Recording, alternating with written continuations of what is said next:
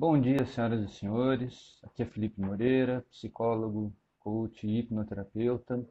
Estamos aqui para mais uma live de quarta, dando continuidade à nossa sequência de vídeos, falando sobre a história, um pouco da história da hipnose, um pouco da relação com a psicologia. E quero agradecer muito a participação de todos nas últimas lives, com as perguntas, com as ideias, com as sugestões. Isso ajuda bastante o desenvolvimento não só desse que vos fala, enquanto apresentador, enquanto interlocutor, como dar um norte aí para a nossa pesquisa, sabendo que caminho seguir, que caminhos abordar. Bom dia, Zé.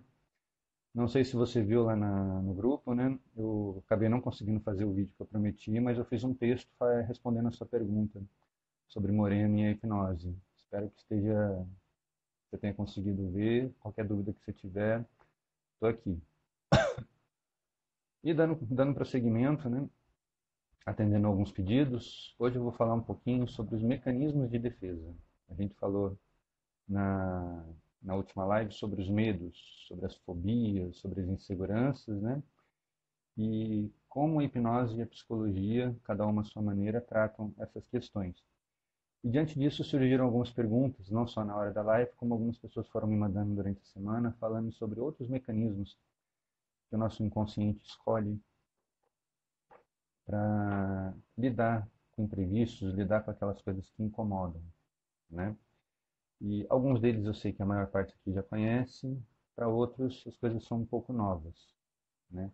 Bom dia para vocês que estão entrando, sejam bem-vindos.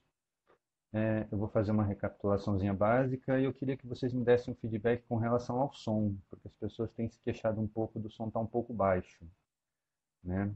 Reposicionei aqui o microfone, estou tentando elevar um pouco a minha voz hoje, falar com um pouco mais de fluência, mas qualquer coisa aí vocês me falem aí se está dando para ouvir direitinho, se está um pouco baixo, né? Porque a gente sabe que todo começo de live é uma fase de ajustes, então vamos lá.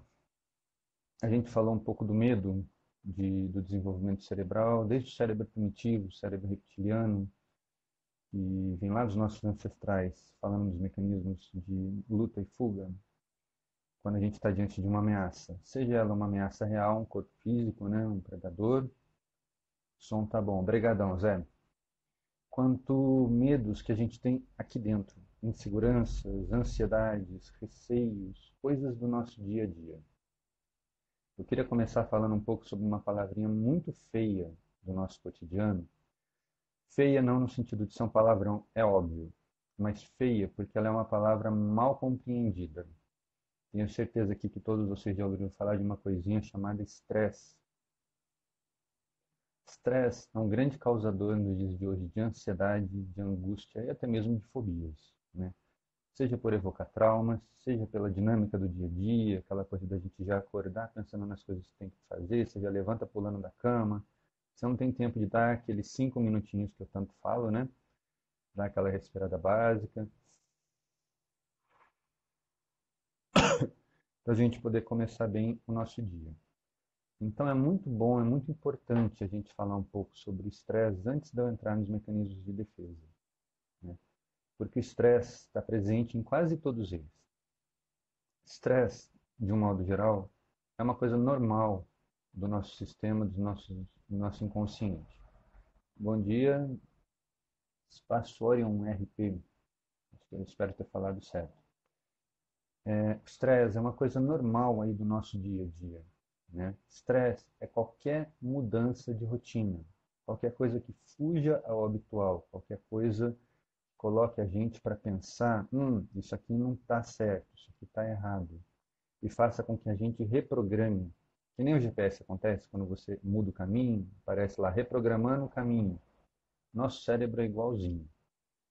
Tudo aquilo que a gente faz, a gente está em 3 tempos. A gente está no momento do que a gente está fazendo, está pensando no que a gente já fez e está planejando alguns passos à frente. Isso é normal da gente fazer, né?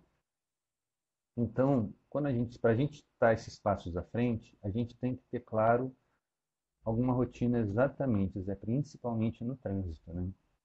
A gente tem que ter claras as rotinas do que a gente está executando. Sejam tarefas diárias, sejam estudos, sejam provas, seja lá o que você esteja dirigindo Seja lá o que você estiver fazendo, você pensa um pouco à frente. E qualquer coisa que interrompa o seu pensamento vai te fazer parar. Vai te obrigar a pensar um pouquinho. Isso fugiu à rotina. O que eu faço agora? Isso aqui não estava no meu script. É que nem quando você está fazendo um caminho para o trabalho, está habituado a ir sempre pelo mesmo caminho. Em um determinado dia você sai em cima da hora, torcendo para pegar os sinais abertos e chega no meio do caminho, teve um acidente. O que você faz? A gente tem uma fração de segundos para pensar, eu posso desviar por aqui, posso fazer esse caminho, vou chegar um pouco atrasado, mas chego ainda, né, dentro de uma margem aceitável aí de tempo. Ou não tenho o que fazer, tenho que sentar, tenho que esperar, tentar ligar para o meu chefe e dizer que eu estou preso no trânsito. Então, adaptação é a palavra quando a gente fala de estresse. Tem dois tipos de estresse. Como eu falei anteriormente da questão da depressão e da ansiedade. Tem de dois tipos de todos esses três elementos aí. Vou fazer uma recapitulaçãozinha básica aqui. O nosso organismo, nosso cérebro, nosso sistema nervoso central, aquele que faz a gente pensar aqui, ele tem processos que são naturais. Lembra que eu falei daquela escala da pessoa com mais ansiedade, da pessoa com menos ansiedade, da pessoa com mais energia naquele momento, da pessoa com menos energia naquele momento. E a gente oscila entre esses dois. Imagina um pêndulo balançando aqui. Aham. Sabia que estava aqui em algum lugar. Tá meio velhinho. Mas vocês imaginam um pêndulo balançando entre esses dois lados. Aquele lado mais ativo e aquele lado mais cansado. Aquele lado com mais energia e aquele lado com menos energia, com propensão a parar um pouquinho. Todos nós temos isso como uma coisa natural. É normal da gente ter esse posicionamento, essa oscilação. O que a gente não pode fazer é o quê? Parar mais para um lado ou mais para outro. A gente tem que estar fazendo constantemente essa balançada.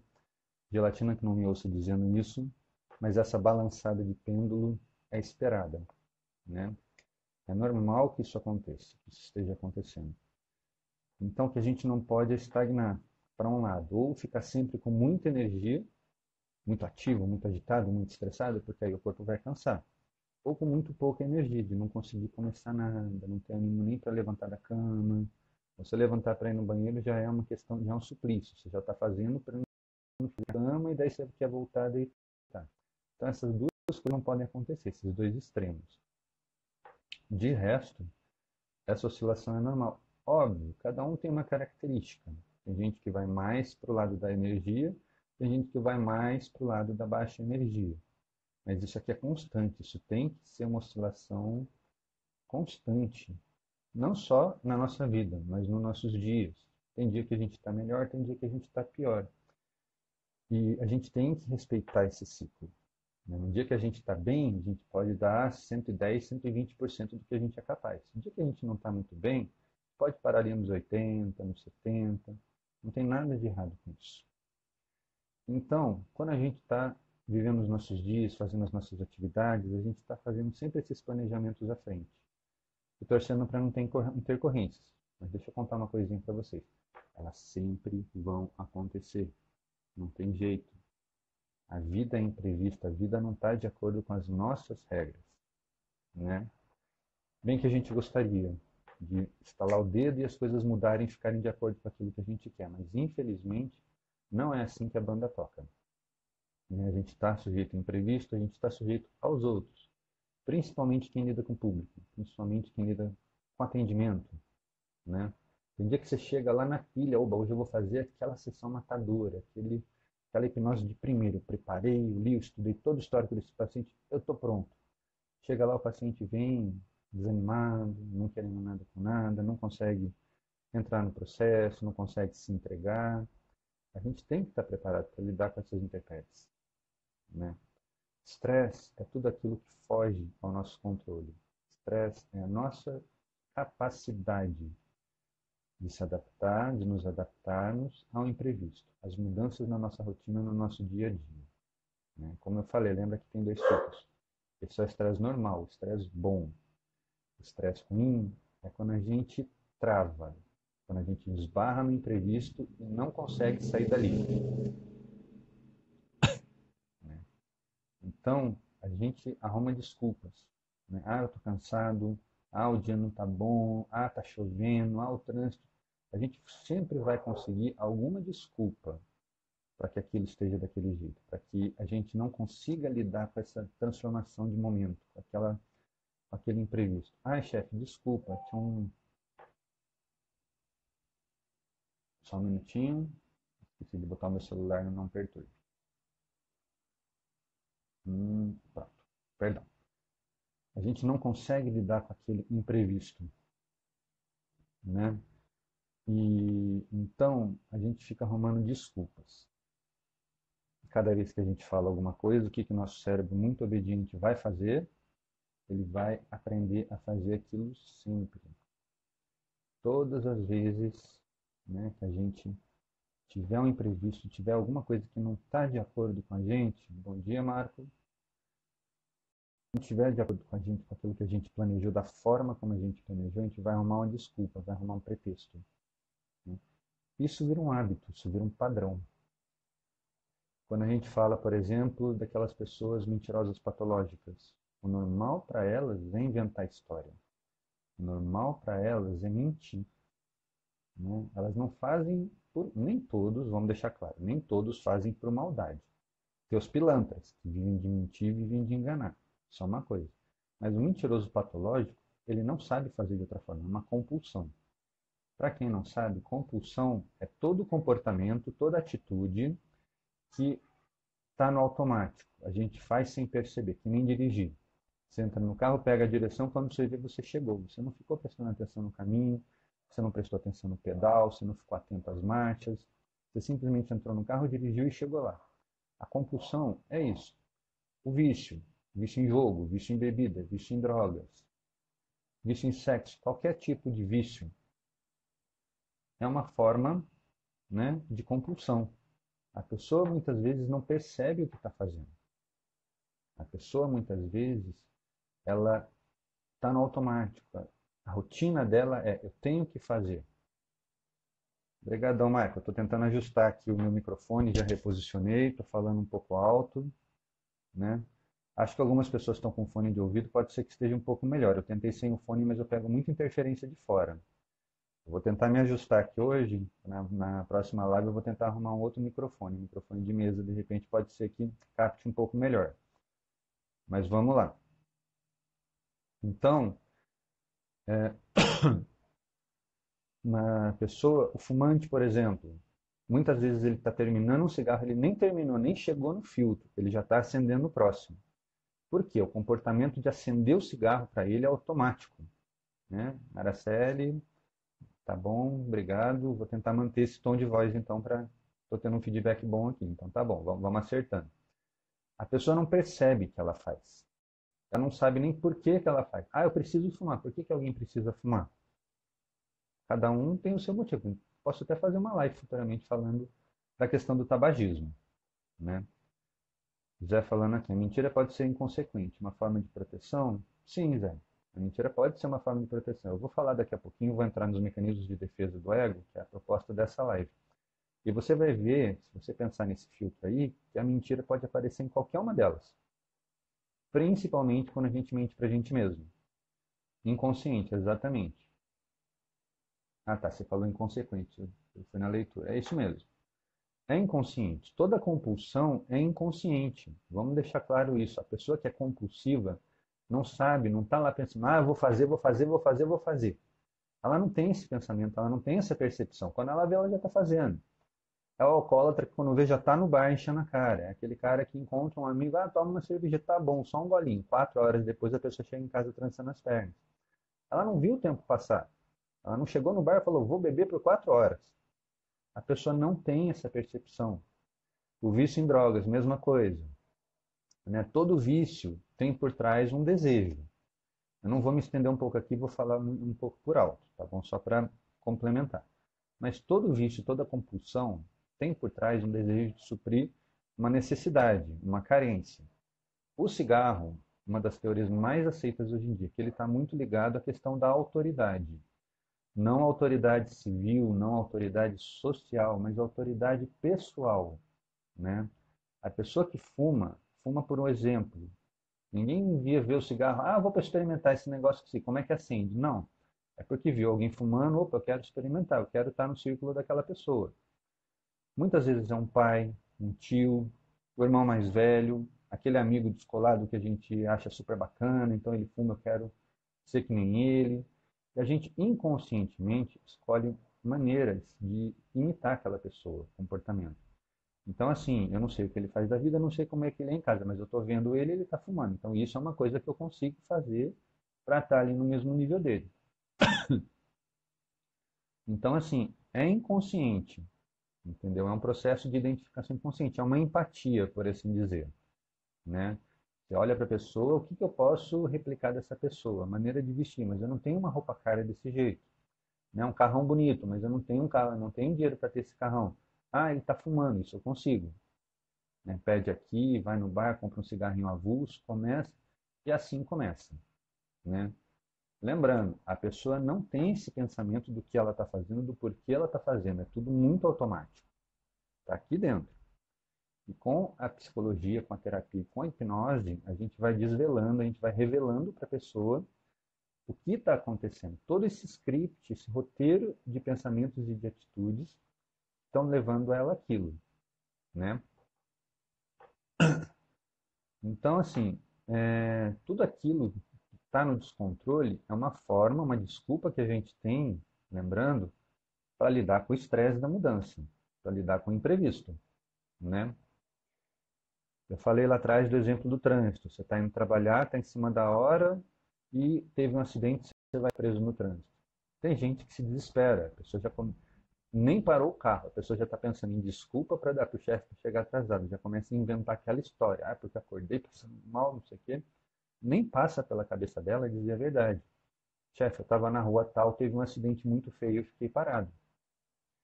Entendeu? Eu não estou falando, lembrando, sobre o que é o certo, o que é o errado. Eu estou falando de medo. Estou falando do imprevisto. Cada um tem uma forma de reagir. Cada um reage ao imprevisto, reage ao medo de uma maneira diferente. Tem gente que passa por tudo isso, nossa, que nem quem pula um buraco, quem pula um obstáculo. Né? Nem percebe, passa por aquilo com naturalidade. Você chegou atrasado, desculpa, chefe, teve um acidente, eu me perdi. Fim de história. Aquilo ali não vai dar pano para manga, não vai se estender. Né? A não ser que o chefe seja daqueles chefes muito implicantes. Talvez por isso que a pessoa, quando está no trânsito, já começa a inventar aquela história para o chefe não pegar no pé. Gente, a gente tem que prestar atenção em tudo que a gente está fazendo. Lembra que aqui dentro tem uma criança, e ela é literal. Então, se você se habitua a inventar histórias, a criança vai se habituar a inventar histórias. Se você se habitua, né? Ai, bati na minha mesa, desculpa. Você se habitua a falar a verdade, a lidar com o imprevisto de uma forma madura, a pessoa, aquela criança, vai crescer sabendo lidar com o imprevisto, com o infortúnio. Né? E tudo é um aprendizado. Lidar com o estresse é um aprendizado. Quem aqui tem filho vai saber o que eu vou dizer aqui. Mas criança sabe lidar com o imprevisto? Nem um pouco. Né? Ela chora, ela esperneia, ela se joga no chão. Quem é que vai ensinar ela a lidar com aquilo? Nem sempre é do jeito que ela quer, no tempo dela. Quem é que vai ensinar ela a lidar com aquilo? São os pais. Os pais, a babá, os irmãos, qualquer um seja para ela um modelo, qualquer um que esteja ali na vida dela para educar, para ensinar. Às vezes não são nem os pais, às vezes são os professores na escola que vão ensinar a criança a lidar com uma coisa chamada frustração. Frustração é o predecessor do estresse. Vamos pensar que a gente tem aqui um comportamento, um acontecimento cotidiano, tem um imprevisto, tem uma ruptura aqui, logo em seguida o que vem? Vem a frustração. Puxa, as coisas fugiram ao meu controle. Tem gente que tem uma frustração, uma latência muito grande, tem gente que tem uma tolerância muito pequena à frustração. Aquela pessoa que se descontrola vai ter uma tolerância muito pequena. Aquela pessoa que consegue pensar em N maneiras de passar por aquilo tem uma latência muito grande, tem uma maturidade emocional maior para lidar com aquele evento. Então, o estresse é o que vai ajustar. Imagina uma molinha em torno dessa linha de continuidade. O estresse ele vai ajustar aquela quebra no novo comportamento necessário da pessoa. Né? Teve acidente no trânsito, não vou chegar a tempo do trabalho. Como é que eu vou me ajustar a isso? Eu tive um paciente que ele sofria de pânico e uma vez aconteceu isso com ele. Ele quase teve uma parada cardíaca no trânsito.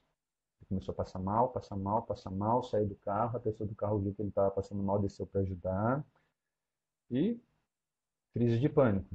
Chamaram o SAMU, tentaram acalmar ele, não conseguia. Quando o SAMU chegou, o que aconteceu? Já tinha passado muito tempo, ele já estava calmo. Aquela pessoa foi conversando com ele. Então, assim, o tempo que demora entre aquela quebra e a pessoa retomar o comportamento normal dela é o que a gente chama de frustração. Né? É o que a gente chama de lidar com o estresse. O estresse é a mudança, a frustração é o que faz a pessoa se adequar àquela quebra de controle. Né? Lembrando, isso é normal de acontecer. O que não pode acontecer é uma resposta muito extrema. Nesse meu paciente que quase teve uma parada. Né? Chegou, deve ter tido um pico de pressão, depois foi se ajustando. Mas assim, não é uma resposta saudável, não é uma forma legal de lidar com esse imprevisto, com esse estresse, com essa ansiedade. Então, assim, tem que lidar com o infortúnio, tem que lidar com o imprevisto. A gente tem que se preparar para as intempéries do dia. Nem tudo vai ser como a gente quer. Tomara que seja. Você tem um dia importante, vai ter uma entrevista no emprego, vai ter uma reunião importante com o chefe ou com o chefe do seu chefe, você quer que saia tudo conforme o figurino.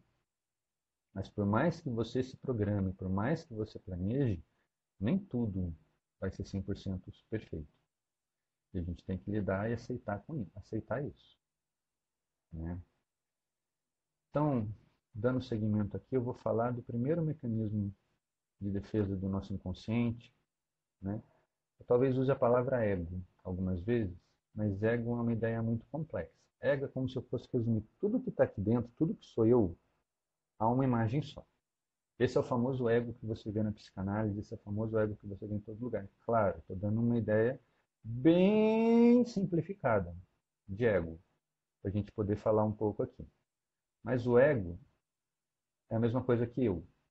Então, sempre que eu falar ego, vocês entendam como se eu estivesse falando de mim para não ficar o tempo inteiro inconsciente, inconsciente, inconsciente. Tá bom? Combinado? Então, o primeiro mecanismo é a repressão. Todo mundo aqui já ouviu falar em algum momento da vida em repressão. O que é repressão? É você estar sentindo um incômodo e você ficar para você mesmo. Eu não posso sentir isso. Eu não posso lidar com isso agora. Né? É você estar indo para um encontro com a sua namorada, com a sua esposa, né? Marcou aquele jantar super romântico. Na hora que você vê, você fica tão nervoso que começa a dar aquela vontade de ir no banheiro. Eu não posso, eu não posso, eu não posso, eu não posso.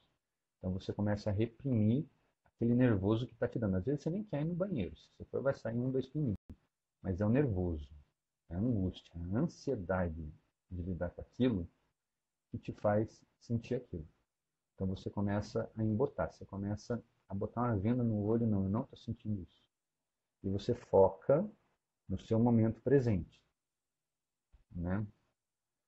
Então, assim, você está numa entrevista, numa reunião importante, de repente você lembra daquela conta que você tinha que pagar e vence naquele dia, será que vai dar tempo? Você começa a ficar nervoso, a ficar ansioso. O que você faz? Você começa a embotar. Não, não vou pensar nisso agora, eu não posso pensar nisso agora. E você dá uma reprimida. Né? Isso eu estou pegando os mecanismos simples da ansiedade da repressão. Outro nome para repressão é recalque. Ou seja, você escondeu o que sente. Aí, de uma forma um pouco mais elaborada, todo mundo teve aquela apaixonite da escola. Aquela menininha, aquele menininho que quando entrava na sala, você até brilhava. Você queria ir, falar, você inventava um castelo inteiro, uma história inteira. Mas, por dentro, você sabia que ele não estava nem aí para você. Então, você reprimia aquilo que você ia sentindo. Você dava um jeito de esconder o que sentia. E, às vezes, ele percebia, olhava para você, tá tudo bem? E você queria falar um monte de coisa. Nossa, eu te amo, eu te idolatro, você é lindo, não sei o quê. Só que qual é a única coisa que você consegue falar nessa hora? Tá tudo bem. Você trava. Isso é um mecanismo de defesa. O seu ego, o seu inconsciente, tem tanto conteúdo que você não consegue lidar com aquilo. Aquela carga emocional que está aqui dentro, você não consegue pôr para fora. Então, o que você faz? Você simplifica. Você nega para você o que você está sentindo. Você sabe o que você está sentindo, mas você não pode expressar. Então, você esconde.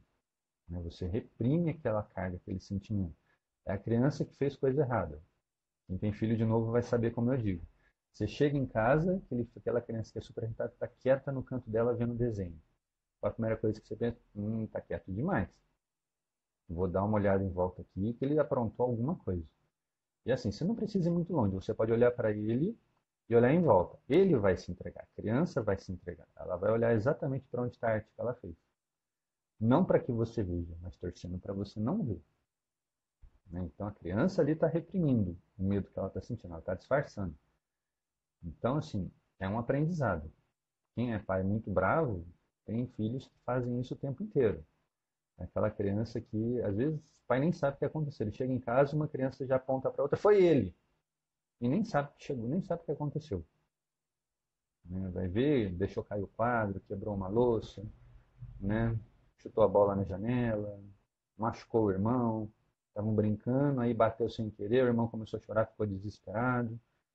Então, assim, repressão é qualquer coisa que te faça esconder um sentimento, esconder uma carga emocional. Imagina um copo. Ele tem um limite para o quanto ele consegue encher até transbordar. A repressão é como se você botasse uma tampa nesse copo. Ele está ali, está enchendo, está quase transbordando. Mas você se sente seguro porque tem uma tampa e não vai deixar ele entornar, por mais que você enche. Agora imagina que esse copo é o seu coração. E ele vai se enchendo de carga emocional. Carga emocional, de medo, de ansiedade. Lembra do estresse. Ele vai se enchendo com aquela angústia toda. Né? E você sabe que uma hora ele vai explodir. Então você começa a se sentir nervoso, ficar ofegante, ficar ansioso, ficar agitado. Mas você também sabe que isso não adianta. Ou você tira a tampa e deixa aquilo entornar, ou você continua escondendo aquilo. E muita gente esconde e continua escondendo. Às vezes vai lá no cantinho, vira um pouquinho para não entornar e volta a tampar o copo. Tem N maneiras de você lidar com a repressão. Lidar com medo é a mesma coisa. Né? Você tá com o olho, eu não estou vendo isso, eu não estou vendo isso, eu não estou sentindo isso, mas você está sentindo isso. Na clínica é muito comum você lidar com uma pessoa que está diante de uma lembrança ruim. Ah, eu não quero lembrar disso, eu não posso lembrar disso, eu não consigo pensar nisso agora. Só que quando ela fala isso, ela já está fazendo exatamente isso. Ela está pensando naquilo, está sentindo aquilo, está lidando com aquilo. Então é o jogo do contrário. Né? A pessoa está te dizendo onde ela está. Por mais que ela esteja repetindo para ela mesma que ela não está ali. É que nem criança, está com medo, ela cobre a cara. Mas vamos ser sinceros, se tiver um monstro dentro do quarto, não vai ser o cobertor que vai impedir o monstro de pegar aquela criança. Mas na cabecinha dela, ela se sente segura. Na cabecinha dela, quando ela cobre o rosto, as ameaças do mundo, o medo que ela estava sentindo, desaparece. Né? Está lá com ela. Mas ela para de pensar no monstro. Ela esquece que aquilo está acontecendo. E a gente cresce da mesma maneira, com medo, medo, medo, aprendendo a esconder, angústia, ansiedade. Ah, não posso lidar com isso agora, ah, isso não é errado, né? E vai tampando o copo, né? E aquilo que a gente deveria estar aprendendo a lidar, a gente passa a desenvolver maneiras na vida de esconder. A gente se torna medroso, a gente se torna covarde.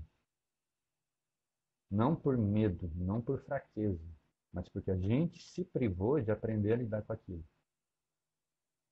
Então, quando a gente começa a ter essa carga emocional, começa a sentir aquilo querendo vir, o melhor a fazer, por mais difícil que seja, mesmo que você tenha que sair de perto da pessoa para deixar aquilo fluir. Deixa fluir. Grita, esperneia, dá risada. Não tem aquela pessoa que vai para um canto e grita, bota uma almofada na cara e berra? Cada um tem uma forma de lidar, mas a gente tem que lidar com isso. A gente tem que entender, tem que aceitar que aquilo está acontecendo e que a gente tem que deixar aquilo passar pela gente, senão aquilo vai fazer muito mal. Né? A gente brinca muito quando a gente fala em psicossomática, que você esconder o que sente, reprimir um sentimento por muito tempo serve para dar câncer, causar infarto, né? Várias maneiras do corpo reagir quando a gente não deixa o coração agir normalmente. Então a gente tem que começar aos pouquinhos. Ah, o copo está quase entornando, deixa eu dar uma derramadinha aqui, deixa eu beber um pouquinho, deixa eu deixar sair um pouquinho, né? Escrever ajuda bastante. Falar, hoje em dia na internet tem os blogs. Falar lá no blog, contar o que está acontecendo. Você não precisa se identificar, você pode usar um nome falso, um pseudônimo. Né? Cria um personagem para contar aquilo. É o bastante para o inconsciente entender que ele está lidando com aquilo. Ele está deixando um pouco daquilo sair dele. Isso é muito positivo. Então vale a pena a gente aprender a lidar com aquela repressão. A força que a gente faz para esconder é muito grande. Então faz um exercício agora, eu te proponho, fecha a sua mão e faz muita força. Muita força. Você se concentra aqui na mão. Está fazendo muita força. Mas sem você perceber, você já está tensionando o pulso, o braço. Está chegando no cotovelo de tanta força que você está fazendo. Agora imagina viver com isso o dia inteiro. Com essa força, com essa tensão, com essa contração. Aí o que você vai fazer agora? Relaxa, não deixa cair, deixa ela soltar. E percebe que essa leveza vira um formigamento bem de leve, que vai subir ainda mais rápido pelo corpo. Você soltou a tensão.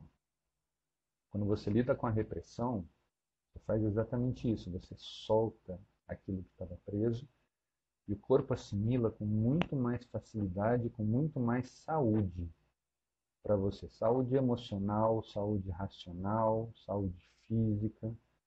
Vários tipos aí de saúde que vão entrando no eixo com um gestozinho simples de deixar aquilo seguir, de deixar aquilo acontecer. Então, assim, começar a prestar atenção quando o corpo dá sinais do que está acontecendo. Ah, uma dor constante sempre na mesma parte do corpo. Ah, mas já foi no médico, não tem nada, então vamos olhar para dentro. O que significa aquela parte do corpo? Cada parte do corpo tem um significado. Tem um livro muito bom chamado O Corpo Fala. É um pouco grosso. Infelizmente eu não tenho ele aqui na minha biblioteca para mostrar para vocês. Mas ele é um pouco grosso, mas vale a pena. Então, assim, quando você começa a ver o que cada parte do corpo pode te dizer, pode significar no seu dia a dia, você começa a entender as dores, os incômodos, e aquilo vai te dando elementos, principalmente se você é terapeuta, psicólogo, né, terapeuta holístico, massoterapeuta, do que pode estar afligindo aquela pessoa, do que pode estar causando aquele dor, aquele incômodo, né? Então, tem gente que tem dores e mais dores no maxilar, fica lá o dia inteiro. Estala de cá, estala de lá, mas nunca parou para pensar, nossa, mas o que significa essa dor? É a força que a gente está fazendo para não falar, para não gritar. Quem tem bruxismo tem isso por trás, é o medo. Trava a boca, você não fala, você não consegue, aquela tensão vai se acumulando e vai virando dor. Né? A musculatura aprende a viver tensa daquela maneira, que nem a mão que fica fechada o tempo todo. Né? Então, assim, tudo que a gente faz com o nosso corpo e com o nosso inconsciente, ele vai aprender a fazer aquilo sempre, uma maestria. Quanto mais ele faz, melhor ele aprende a fazer. Né? Então, a gente tem que ensinar coisas saudáveis, a soltar aquilo, a lidar com aquele caldo que vai entornar, com aquele copo que está enchendo. Né? Outro elemento de defesa do inconsciente, um outro elemento que a gente conhece bem. Os terapeutas conhecem de uma outra forma, é uma palavrinha chamada regressão. O que é regressão? É lembrar. Qualquer coisa que volte a gente lá no nosso passado, lá na nossa história. Né? Ah, vivi um trauma. Né? Vivi com medo por muito tempo. Mas inconscientemente eu consegui buscar lá atrás um momento da minha vida em que eu fui feliz.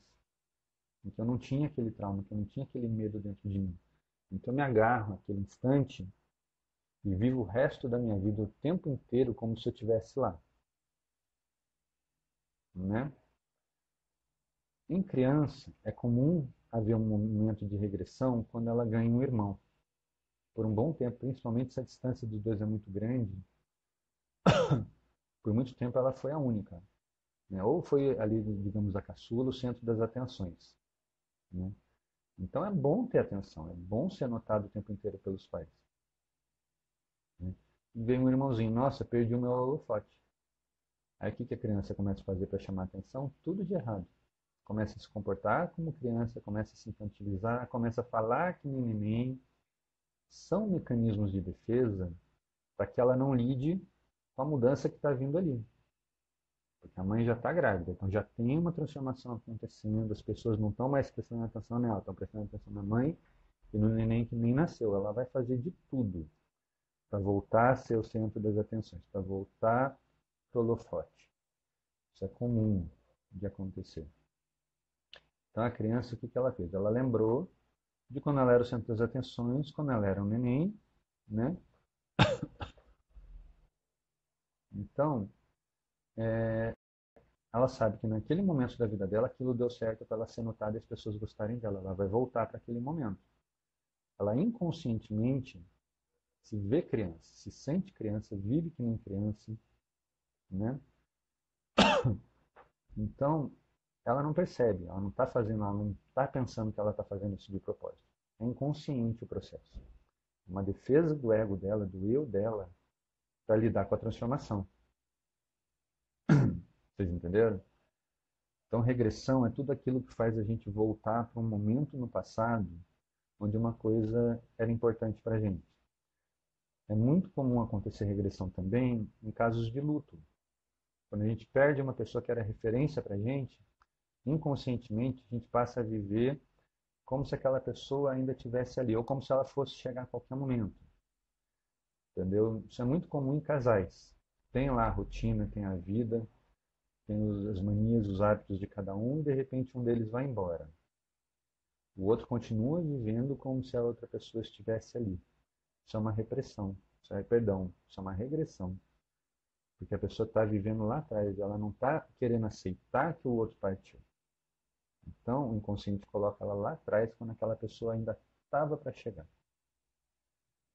Então, constrói todo um mecanismo, toda uma história, para que aquilo se torne coerente para ela. E ela possa lidar com aquilo. Né? Então, é muito comum a gente ter na nossa vida momentos de regressão. Casais mesmo. Estão lá casados há anos, mas de vez em quando vivem aquele momento de infantilidade, voltam a ser namorados, voltam a sair escondidos, a sair para namorar, para paquerar. É importante haver um pouco de regressão na nossa vida. É um amadurecimento. A gente olha para trás, a gente vive de novo aquela fase para voltar para hoje. Para lembrar que a gente já passou por aquilo e aproveitar melhor o dia de hoje, o momento presente do que a gente está vivendo.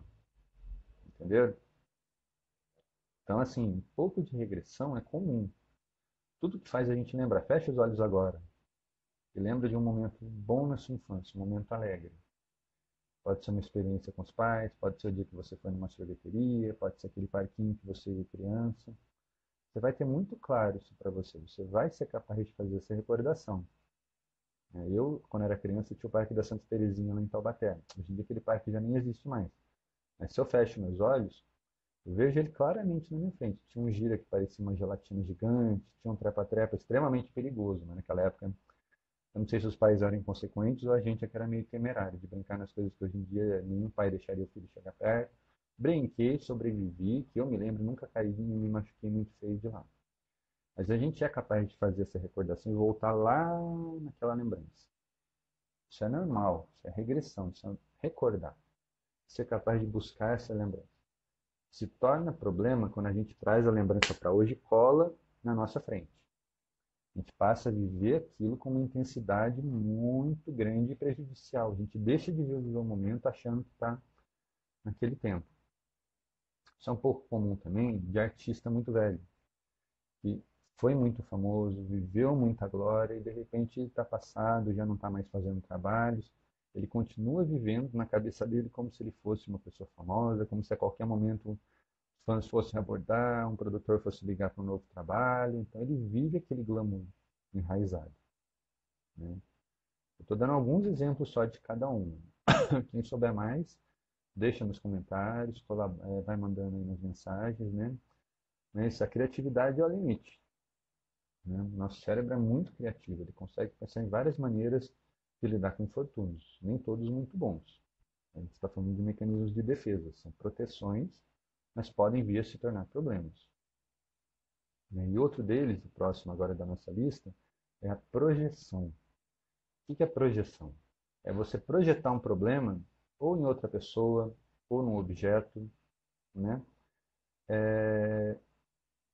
Aquela coisa do... A pessoa dirige mal. Ah, o carro não é bom para mim. Ah, não me adapto com esse câmbio. Né? O pedal é muito alto, o banco é muito duro. Então a pessoa vai arrumando desculpas e mais desculpas, né? Para que ela dirija mal. Ela não tenta lidar com aquilo. Ah, não, vou fazer uma reciclagem, vou tentar dirigir um pouco mais, vou prestar mais atenção. Não, ela não aceita que ela dirige mal. Voltando aqui, o Marco falou do executivo de multinacional se aposentando. Mesma coisa. Ele continua naquela vida dele ativa, né? Voltando ao passado, vivendo aquele momento de auge do pensamento dele, da vida ativa. Muita gente, inclusive, deixa eu fazer um parêntese aqui, tem medo de se aposentar, porque tem medo da depressão. Vocês sabiam disso? Eles têm medo de parar. Nossa, quando eu não tiver o que fazer, o que eu vou fazer? A pessoa vive a rotina o tempo inteiro. De repente ela perde essa rotina porque vai se aposentar. Não vai mais ter que acordar cedo, não vai ter que trabalhar, não vai ter que lidar com aquelas pessoas. Ela já começa a sentir falta antes de se aposentar. Isso gera medo. Então a pessoa começa a retrair. Entendeu? A pessoa vai vivendo regressões aí comportamentais no dia a dia. Mas voltando aqui, eu estava falando do medo de dirigir. O medo de se aposentar é a mesma coisa, né? A pessoa começa a arrumar desculpas. Ah, eu perdi o prazo, né? Ah, eu não estou me sentindo bem. Ah, eu vou perder o convênio. Ah, o que eu vou fazer? Eu acho que eu vou ficar doente, eu vou trabalhar mais um pouquinho, acho que eu consigo, eu preciso do dinheiro. Então você começa a projetar o seu medo nos elementos externos, nas coisas que não estão no seu controle, para você justificar aquilo que você está sentindo. Eu não dirijo bem porque o carro não é bom para mim. É o jogador de futebol, ah, minha chuteira está machucando, a bola estava murcha, né? Então cometi uma falta. Não, ele que entrou em mim. Você vai invertendo os acontecimentos para explicar, para justificar o que você está sentindo. Né? Sempre no sentido de justificar e fazer valer o que você sente. Né? Você justifica o seu erro. Ah, eu errei por causa disso. Né? Ah, por que eu fui mal da prova? Porque eu não dormi direito naquele dia. Ah, por que eu não dormi direito naquele dia? Porque eu estava ansioso, porque eu estava com medo, porque eu preciso de nota com medo de não conseguir. Então, assim, para não pensar em nada disso, eu projeto. Né? Porque eu não dormi direito. Ah, porque o vizinho fez uma festa e eu não consegui dormir. Ah, porque eu fui mal na prova? Ah, porque o professor é ruim, o professor pega no meu pé. Eu escuto isso muito de estudante, de aluno, né? E até na questão de concurso, muitas vezes a pessoa fala, ah, eu sempre fui mal nessa matéria. Olha a crença aí. Eu sempre fui mal nessa matéria. É quem diz que eu não posso vir a ser bom, que eu não posso mudar o meu jeito de estudar e melhorar nessa matéria. Então eu vou sempre repetindo atitudes e comportamentos, por isso que é uma projeção. Eu projeto na minha frente. Ah, eu bati o carro não me serve. Eu fui mal na matéria, o professor é ruim. Né? Cheguei atrasado num compromisso, é porque o vizinho não me deixou dormir. Então eu projeto. Eu vou jogando desculpas e mais desculpas para não lidar com a minha incapacidade de lidar com aquilo. Com o meu medo, com a minha ansiedade, com a minha angústia, com o meu estresse. Né? Então eu estou sempre criando, lembra da criatividade do nosso cérebro, estou sempre criando uma nova desculpa, uma nova história para não ter que lidar com aquilo. Isso é legal? Isso não é legal, isso cansa. Principalmente isso cansa as outras pessoas. Então, quando a gente lidar com uma frustração nossa, a gente tem que lembrar que aquilo é nosso. Porque outra pessoa vai ver tudo que a gente está fazendo e daqui a pouco ela mesma já vai pensar, ih, lá vem ele com história de novo. Né? É que nem você faz uma pergunta para uma pessoa, a pessoa começa a resposta com então. Você já pensa, xiii, lá vem. Né? É o chefe que vira, por que você não me trouxe relatório? Então. É o professor, por que você chegou atrasado? Então. Nem sempre o então precisa ser falado, mas ele está aqui dentro. Você já começa ó, a castelar, você já está criando uma história para explicar o seu erro. Assume o erro. Dói, assusta, é difícil no começo, mas é um hábito muito saudável. Você admitir os seus limites para melhorar. Porque quando você assume o erro, o seu inconsciente fica incomodado. Então, o que ele está aprendendo? Que ele não pode fazer aquilo de novo. Agora, quando você começa a inventar histórias, ele vai inventar cada vez mais histórias. Chega uma hora ele já começa a inventar história até porque não aconteceu. Você nem errou, mas o seu inconsciente já criou uma história caso você erre. O que acontece? Você vai errar. Você criou um ambiente propício ao erro. Você se preparou tanto para o erro que o seu inconsciente vai fazer você errar para que aquilo aconteça do jeito que você quer. Do jeito errado, do jeito doente. Mas vai fazer acontecer. Né? A gente falou um pouquinho da regressão, falou um pouquinho da projeção. Muito interessante é a sublimação. Sublimação é quando você esconde o que você sente. Eu estou lendo minha colinha aqui para buscar uma palavra melhor. É quando você esconde partes da verdade.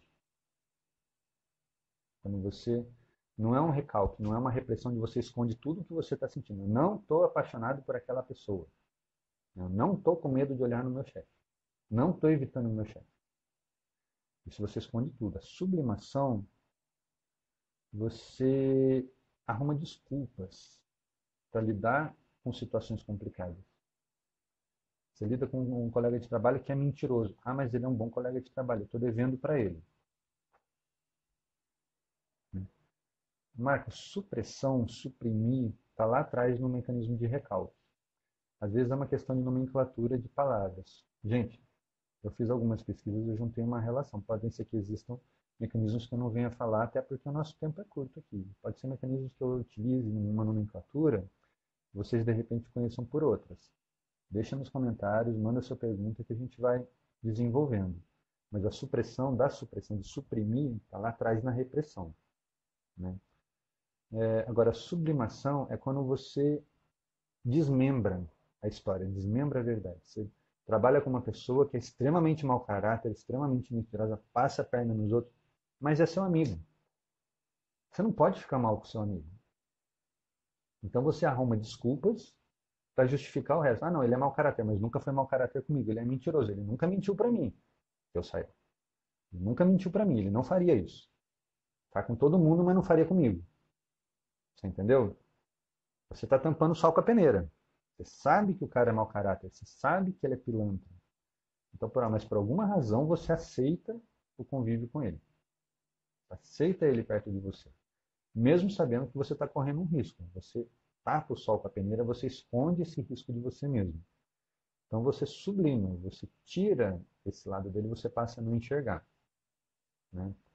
É aquele casamento onde o cara ou a mulher extremamente infiel, mas o outro é apaixonado. Ah, meu marido é um galinha, mas eu sou apaixonado por ele. Então eu finjo que eu não sei dos casos dele. Ou o contrário.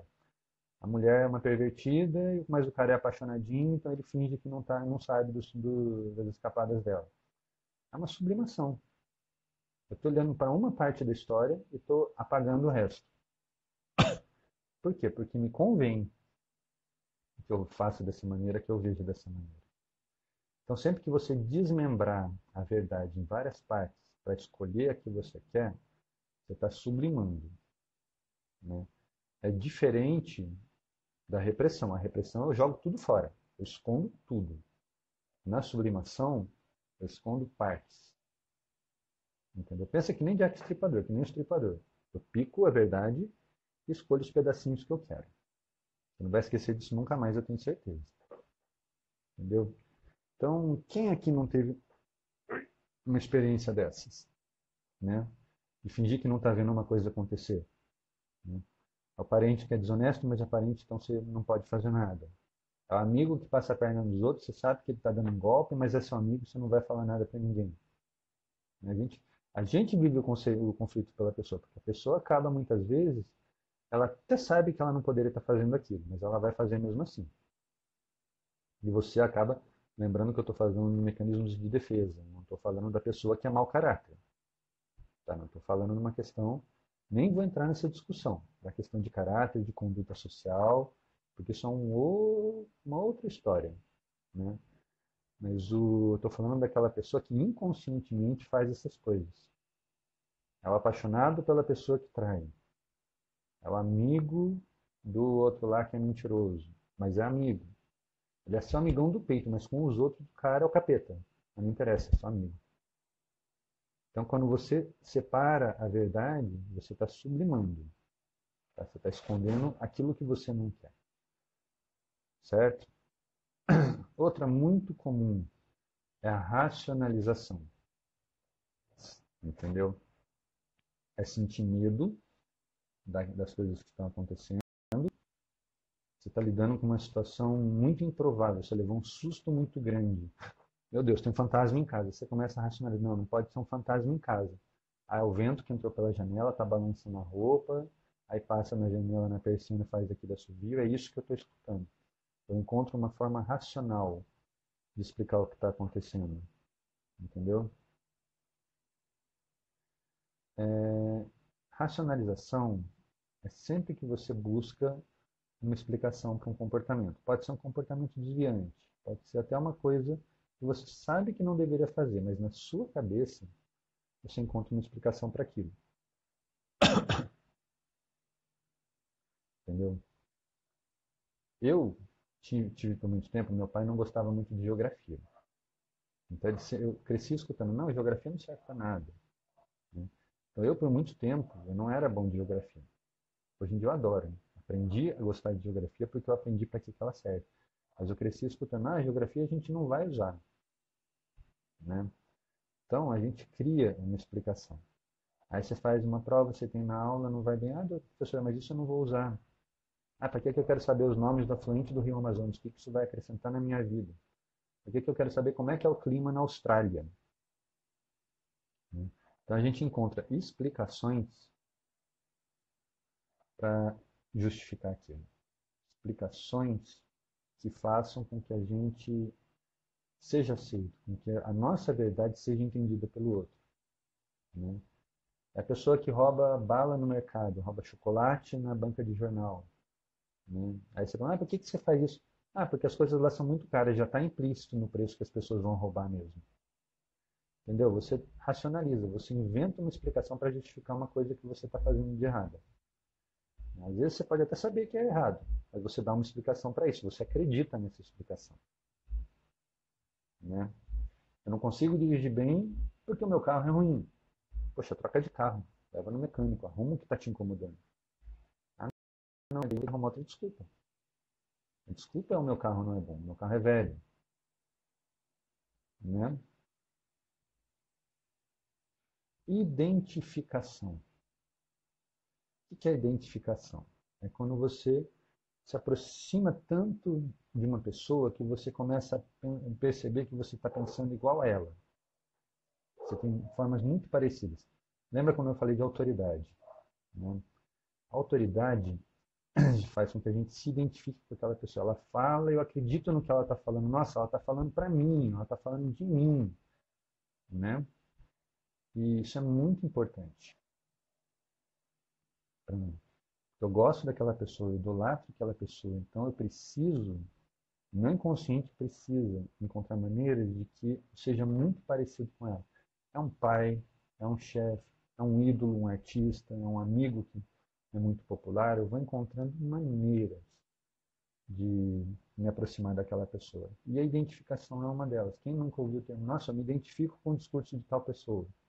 Eu me identifico com a ideologia desse partido. Gelatina, meu grande mestre, meu grande amigo, salve, salve, né? Então, na identificação, eu me aproximo daquele ideal. Pode não ser o meu, mas eu dou um jeito de ser. Né? Eu dou um jeito de pensar igual aquela pessoa. Eu dou um jeito de estar perto daquela pessoa, estar próximo do círculo dela. Né? E, como eu tenho da identificação, eu tenho o processo contrário. Eu tenho a negação. Eu recuso aquele ideal. No Brasil, a gente tem o fenômeno do ele não. Bolsonaro não. A gente inventa histórias e mais histórias. Do porquê que ele não serve para... Mas ele está lá, já está eleito, não interessa. A pessoa vai negar que ele está eleito. Ela vai inventar história de uma história, por que ele tem que sair de lá. Os Estados Unidos estão fazendo isso com Trump. Com todos os defeitos, ele está conseguindo levantar a economia interna. Está botando o mundo inteiro contra ele. Mas a economia interna, que era a proposta dele, ele está conseguindo levantar. Estou falando do Trump. No Brasil, a gente tem o fenômeno Bolsonaro de um lado, Lula do outro. Tá, peguei um nome, mas vamos generalizar. Direita e esquerda. Não gosto muito, mas vamos lá. Direita e esquerda. Então a gente tende a se identificar mais com um lado e se negar o outro. Todos nós somos um pouco dos dois. Nós não vivemos lá no topo. Para poder ter esse direito de, não, eu quero estar do seu lado, eu sou contra você. Eu sou povão. Eu estou pagando meus impostos, eu estou tentando trabalhar honestamente, né? Então, que diferença faz para mim aceitar um e recusar o outro? Por que eu vou fazer isso? Mecanismo de defesa. Eu estou frustrado com a minha vida. Aquele cara tem um discurso ideal para mim, eu vou me identificar com ele.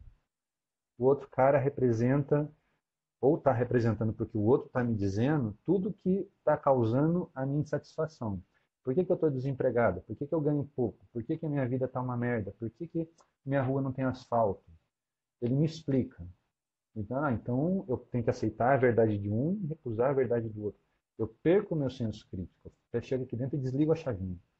Porque eu estou escutando o que os outros estão falando e não o que eu estou percebendo. O que eu tenho que fazer? Escutar as duas fontes, aprender e tirar as minhas conclusões. O que desse discurso serve para mim? O que desse discurso serve para mim? Eu nunca vou achar um discurso que me sirva completamente ou que me recuse, me repudie completamente. Vão ter partes da história. Lembra lá atrás da sublimação. Eu escolho partes da verdade. Né? Ah, porque o cara é bonito, então eu vou me identificar com ele. Esse cara é feio, não gosto. Então, né, nosso tempo está um pouco apertado, deixa eu dar uma agilizada aqui. Entendeu? Então a identificação é quando a gente tende a querer ficar parecido com alguém, ou com o jeito de alguém falar.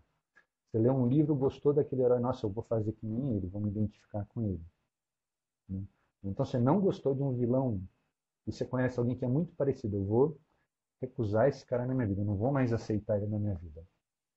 Né? Às vezes é uma pessoa importante, às vezes é um tio. Alguém falou que não presta. Você nunca teve contato com esse tio, mas alguém falou que não presta, então ele não presta para você. Né? Sou Rose e já passei por isso, sabia o que a pessoa fazia com todo mundo, em questão de dinheiro. Achei que não iria fazer comigo. Pois é, Rose. A gente tapa o sol com a peneira para não ver, mas a verdade está lá para quem quiser enxergar. Né? Lembra que eu falei, não existe certo, não existe errado. Existem percepções. Você tem que ver o que o outro está fazendo e trazer para você. Se você sabe que a pessoa é capaz de fazer aquilo, você tem que lembrar que ela pode vir a fazer com você e se preparar para isso. Eu quero correr esse risco ou eu não quero correr esse risco? Certo? Em casamento isso é muito comum. Né? Você aceita os defeitos da pessoa porque dentro de casa é uma pessoa maravilhosa, mas lá fora é o capeta. Até o dia que o capeta entra em casa e o bonzinho fica lá fora. Né?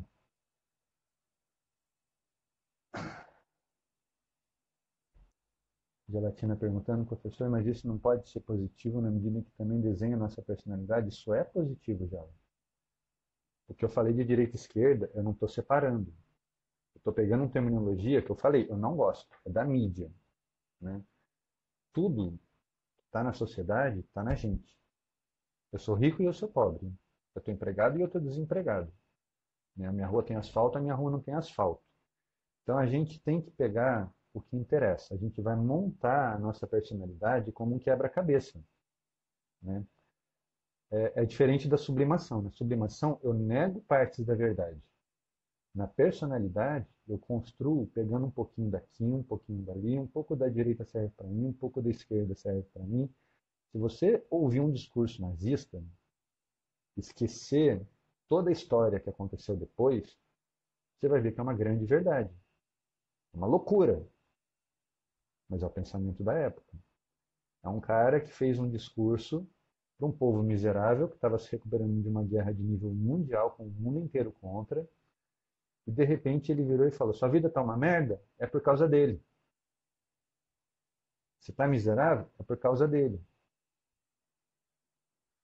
Você faz o quê? Você está frustrado, você está irritado, você quer matar alguém.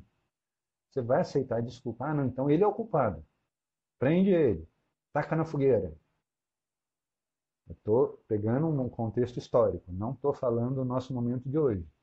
Mas, infelizmente, o que me assusta é que muitos dos discursos de alguns políticos de hoje em dia se assemelham aos de trás. Mas vamos deixar isso para trás um pouquinho. Vamos deixar isso de lado, que não vai ser saudável essa discussão. Tá? Sim, Gela, a gente monta a nossa personalidade com partes da verdade, com partes daquilo que a gente aprende. Como se a gente fosse um mosaico.